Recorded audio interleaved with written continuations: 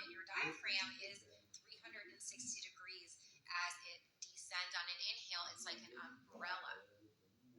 Now, a lot of people lack this back body expansion, which is why we get a lot of chronic posterior pelvic floor tightness and you have difficulty hinging. For this, we need to make sure we create a little more effort to breathe into the backside of our body. Remember when you go to the doctor and they put the stethoscope on your back and ask you to breathe into there, and you pause for a second and you more purposely try to breathe into your back.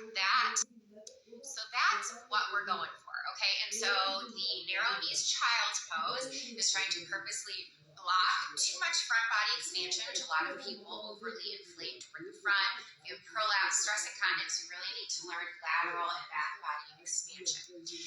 So that is focused on limiting that so you can inhale into the backside.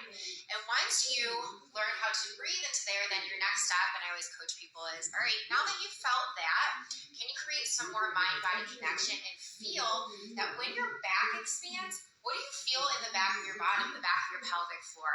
Do you feel that like descent of your trampoline? Do you feel that letting go? Because that's essentially when I breathe into my back, my diaphragm's pushing and lengthening into the backside of my body to lengthen my pelvic floor as well. And you need to create and take some time and sit with that and breathe and start to cultivate that mind-body reconnection. So when you want to hinge, you need to know how to breathe into here, and understand what full length really feels like in a breathing exercise, and then you bring it to active range of motion and strength. Now, the third one is important because you want to connect what's happening at your foot. When our foot rotates out, we're going to cheat the goal of internal rotation. So if you find those bony prominences in your butt, your sits bones, when I hinge or come into a fixed position with my foot on the ground, those sits bones should open. So when we do that, we're not only breathing into the backside of the diaphragm, but we're physically putting those muscles in a position to lengthen and stretch as well with the breath.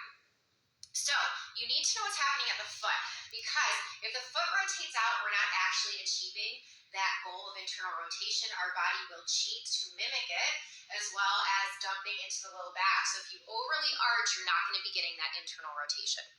And that is a very brief overview of why #Kegels don't work. You don't know what's going on up here, you're not going to affect what's going on down here. So I'm going to go to finish my warm-up.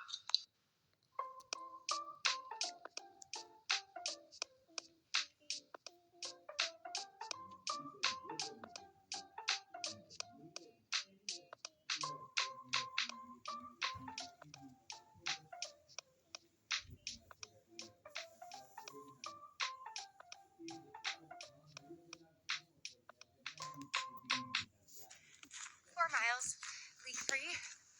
Always feels good.